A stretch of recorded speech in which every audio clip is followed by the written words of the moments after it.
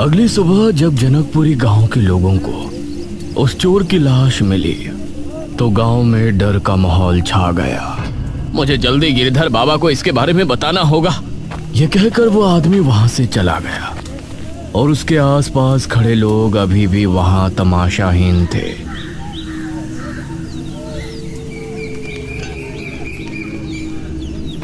कुछ देर बाद वो आदमी अपने साथ एक बाबा को लेकर आया जिसने पूर्ण रूप से काले वस्त्र धारण किए हुए थे।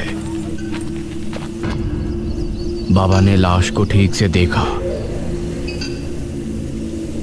और बोले, हे भगवान, ये किस तरह की मौत हुई है? ऐसा लगता है इसके शरीर से सारा खून चूस लिया गया हो, लेकिन शरीर पर एक भी घाव नहीं है। ऐसा काम ना कोई जानवर कर सकता है ना इंसान। तो कौन हो सकता है बाबा?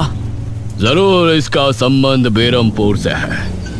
जब से वो लोग यहाँ आकर गुफा से ताबूत उठाकर लाए हैं तभी से हमें कुछ अनहोनी होने का एहसास हो रहा था। इस तरफ दिल्ली में इशिता और मेघना अपनी लैब में थे। इशिता के हाथ में कांच की एक बोतल थी जिसके अंदर मृत्युंजय अमृत था। चलो अब इसका टेस्ट करते हैं। इशिता ने मृत्युंजय अमृत टेस्टिंग मशीन के अंदर डाला और मशीन को चालू किया। स्क्रीन पर लिखा आया कि लिक्विड की पावर 5000 प्लस पॉइंट है। अरे वाह मेघना, अब तो हम दोनों को कामयाब होने से कोई नहीं रोक सकता। इसकी पावर तो जितनी मैंने सोची थी उससे 100 गुना ज्यादा है। मृत्युंजय अमृत मशीन के अंदर था। वहीं मेघना को कुछ अजीब सा महसूस हो रहा था। इशिता ने जैसे ही मशीन का आउटर बटन प्रेस किया तो अगले ही पल मशीन के अंदर से धुआं निकलने लगा। अरे ये क्या हो रहा है? और मशीन बंद हो गई। यार, मशीन से मृत्युंजय अमृत निकलना चाहिए था। ये धुआं कैसे निकल गया? इशिता ने मशीन को खोला तो उसके अंदर लगे कंटेनर में अभी भी मृत्युंजय अमृत था। थैंक गॉड, ये सही है।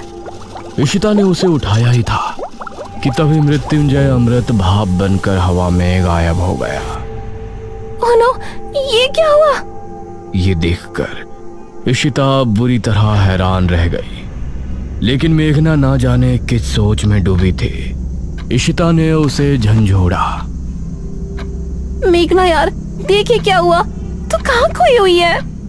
मेघना ने मशीन की तरफ देखा और फिर बिना किसी भाव के बोली, मृत्युंजय अमृत सिर्फ उस इंसान को पिलाया जा सकता है जिसको इसकी जरूरत हो, जो किसी बीमारी से परेशान हो। इसे किसी और जगह अपने फायदे के लिए स्टोर करके नहीं रखा जा सकता, क्योंकि ये कोई व्यवसाय का पात्र नहीं है। ये खास तौर से बीमारी से बचने के लिए ही सिद्ध हुआ है। हम इसका इस्तेमाल पैसे छापने के लिए नहीं कर सकते। शिट यार, तभी मैं सोच रही थी आज तक किसी और ने इसका इस्तेमाल क्यों नहीं किया।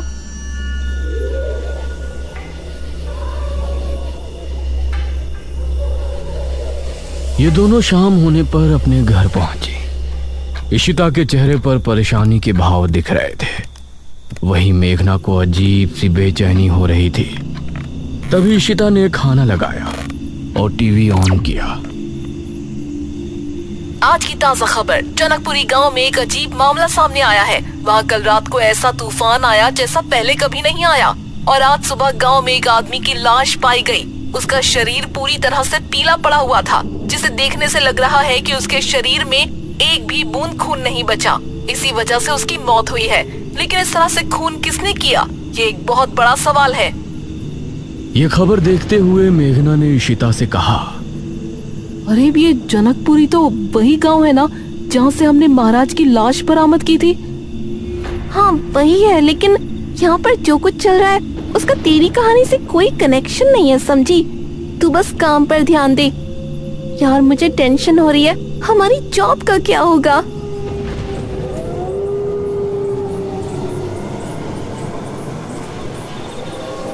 रात करीब 1 बजे दमयंती उसी गुफा में ध्यान मग्न बैठी थी। उसने अपनी आंखों को बंद किया हुआ था और कोई मंत्र बुदबुदा रही थी। उसी समय मेघना भी अपने घर पर सो रही थी। उसने खुद को एक जंगल में खड़ा पाया। ये कौन सी जगह है? तभी उसे एक हंसी सुनाई दी और सामने से दमयंती आती हुई नजर आई। कौन हो तुम? इस पर दमयंती ने उसे कोई जवाब नहीं दिया। तभी वहां पर इशिता आ पहुंची। अरे मेघना, तू यहाँ क्या कर रही है? इशिता, तू यहाँ? तभी दमयंती ने इशिता को देखा। उसकी आंखें लाल लाल चमक उठी और वो इशिता पर झपटी। इशिता! इशिता दमयंती की जकड़ में थी।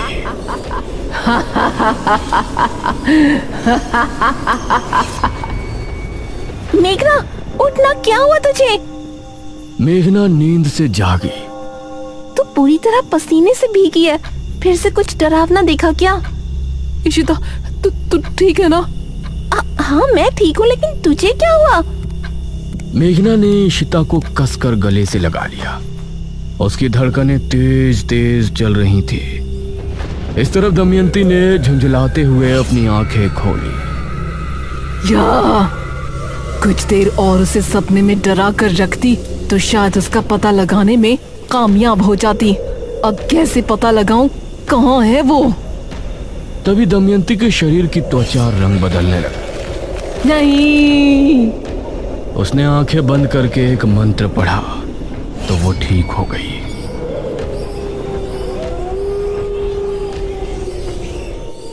कुछ देर बाद एक लड़का रोड से गुजर रहा था।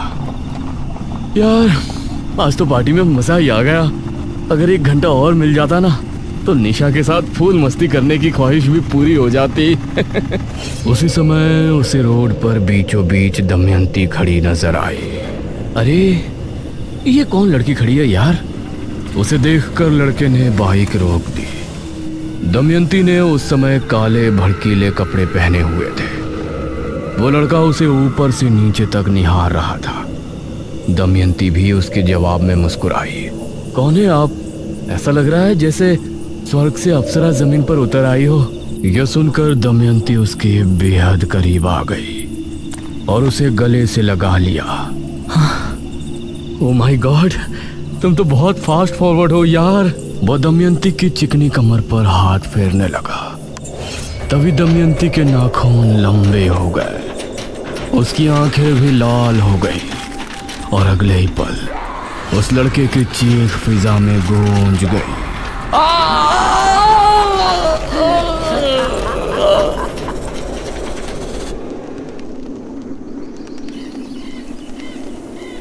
अगली सुबह बेरमपुर के द्वार पर जनकपुर के बाबा खड़े थे। उस समय अनुज भी अपनी जीप से गांव में घूम रहा था। जब मेघना साथ थी तो घूमने में कितना मजा आ रहा था। अब तो ये गांव खाने को आ रहा है। तभी उसको सामने से ऋषिधर बाबा आते हुए नजर आए।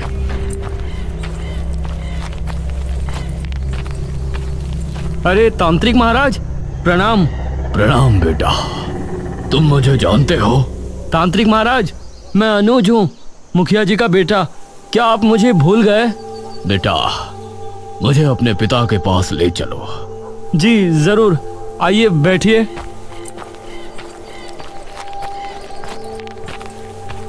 अनुज ने ऋषिधर बाबा को जीप में बैठाया और घर लेकर पहुंचा।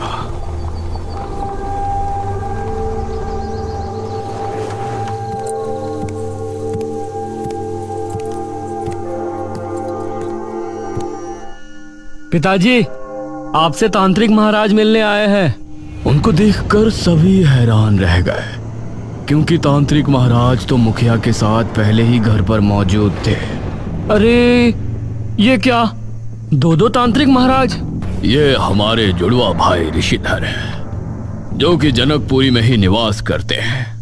लेकिन जब हम जनकपुरी गए थे तब तो ये वहां नहीं थे। हम उस समय गांव में मौजूद नहीं थे। कहो ऋषिधर, कैसे आना हुआ? भैया, बहुत बड़ी समस्या आ गई है। हमारे गांव जनकपुर में पिछले 2 दिनों में 2 मौतें हो गई हैं। ठीक से बताओ ऋषिधर, उन मौतों से तुम इतना क्यों डर गए हो? क्या वो अकाल मृत्यु है? मरने वाले का शरीर इस तरह से पीला पड़ जाता है जैसे उनके शरीर से सारा खून चूस लिया हो। और जिस रात पहली मौत हुई उस रात गांव में बहुत तेज आंधी आई थी। फिर तो जरूर ये किसी अनहोनी का संकेत है। लेकिन तांत्रिक महाराज, निशिर मोलो तो जा चुके, अब ये मौतें किस वजह से हो रही हैं? हमें संदेह है कि आप लोगों के आगमन का इससे कोई संबंध है। गांव के लोगों ने बताया है कि जब से आप लोग जनकपुरी से महाराज का वो ताबूत ले गए हैं तभी से वहां का माहौल बदल गया है।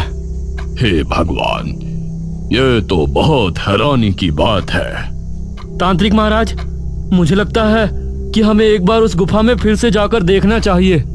हाँ, तुम ठीक कह रहे हो अनुज बेटा। ये सभी उसी समय जनकपुरी की गुफा में पहुंचे।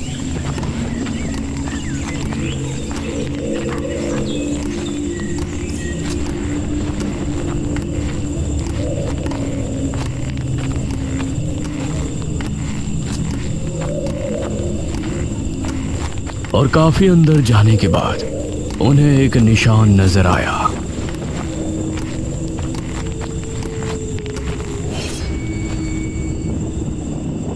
यहीं से हमने उसे उठाया था, यह उसी का निशान है। अनुज ने आगे की तरफ देखा।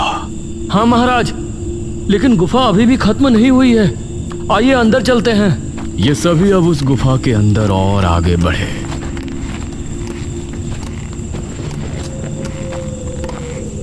तो काफी देर बाद उन्हें एक और ताबूत नजर आया जो कि खुला हुआ था। अरे, यहाँ तो एक और ताबूत है, इसकी तो हमें खबर ही नहीं थी। तांत्रिक महाराज ने उस ताबूत पर अपना हाथ रखा और आंखें बंद करके कुछ मंत्र पढ़े। तभी उन्होंने एक दृश्य देखा जिसमें इस ताबूत को 4 लोगों ने उठाया हुआ था।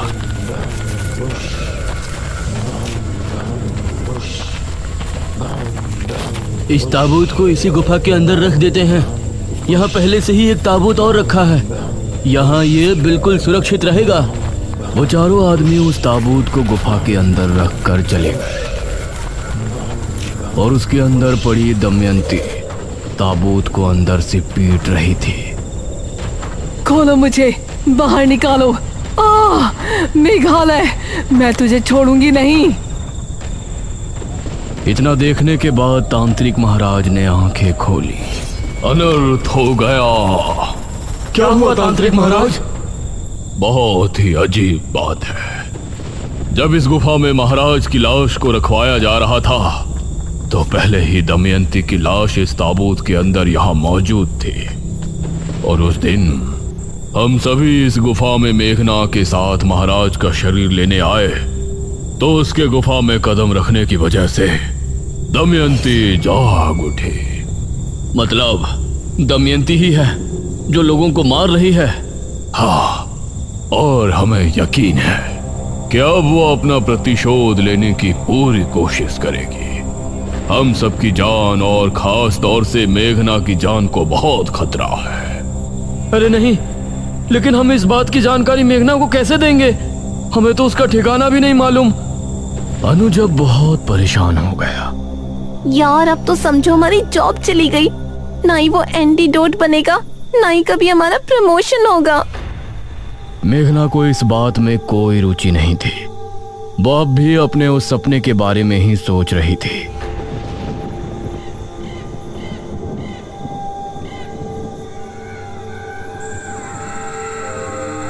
रात को करीब 12 बजे दमयंती फिर से ध्यान मग्न होकर बैठ गई। इस तरफ मेघना ने एक अजीब दृश्य देखा। उसने देखा कि वो एक जंगल में खड़ी है और काफी दूर पर इशिता और अनुज खड़े हैं। मेघना! अरे इशिता, अनुज, तुम दोनों वहां क्या कर रहे हो? मेघना, इधर आ जल्दी। अरे लेकिन तुम दोनों आगे क्यों नहीं बढ़ते? तभी उसने देखा कि एक बड़े से पेड़ पर दमयंती पैर लटकाए बैठी हुई है उस पेड़ से जटाएं निकल कर आई और वो अनुज और इशिता के गले में लिपट गई।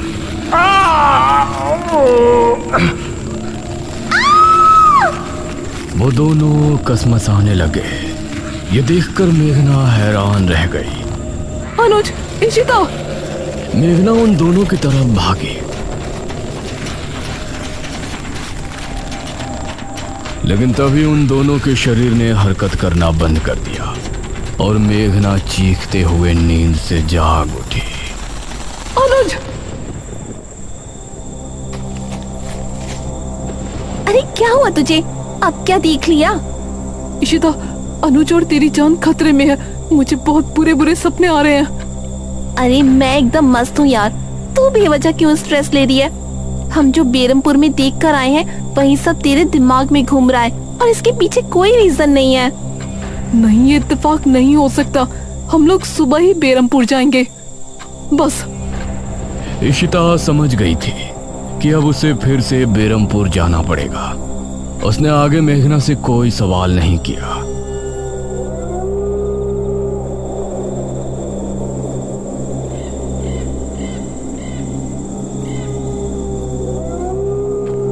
इस तरफ जनकपुरी में एक आदमी बड़बड़ाता हुआ घर को लौट रहा था। बेवफा, मुझे सिर्फ लूटने के लिए आई थी मेरे घर पर। पहले प्यार का नाटक किया और फिर शादी, उसके बाद सब कुछ लेकर अपने प्रेमी के साथ फरार हो गई। अगर मेरा बस चले तो उसे ढूंढकर जान से मार दूं। ये कहकर उसने अपने घर के दरवाजे पर लात मारकर उसे खोल दिया।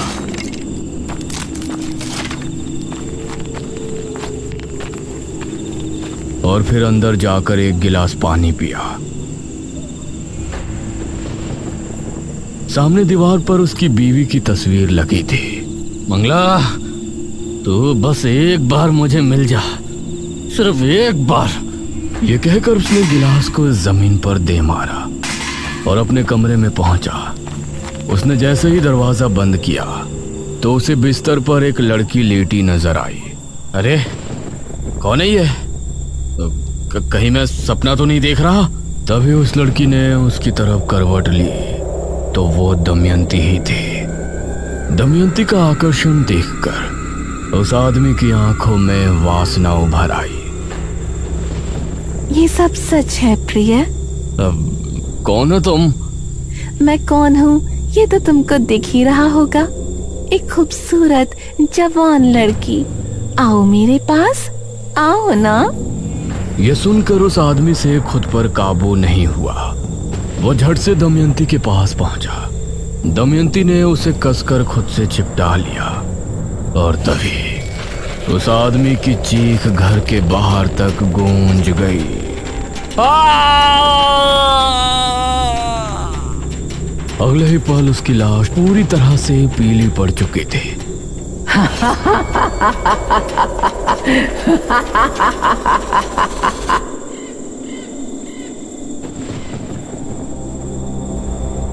अगली सुबह इशिता और मेघना दोनों फिर से बेरमपुर के लिए निकल गए। मेघना, तू वहाँ जाकर ठीक तो कर रही है ना?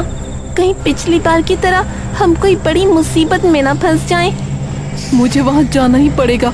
तू और अनुज दोनों मेरे दोस्त हो। अगर तुम दोनों को कुछ हो गया तो मैं भी जिंदा नहीं रह पाऊंगी। मेघना की बातें इशिता के सर के ऊपर से जा रही थी।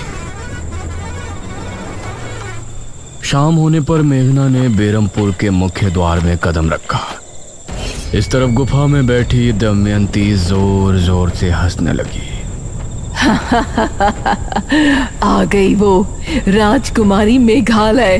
बेरमपुर लौट आई। मेरी चाल कामयाब हुई।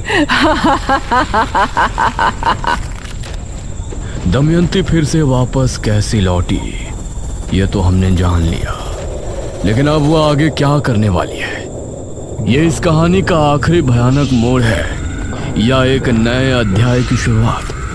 ये जानने के लिए बने रहिए ताबूत कहानी के अगले भाग में।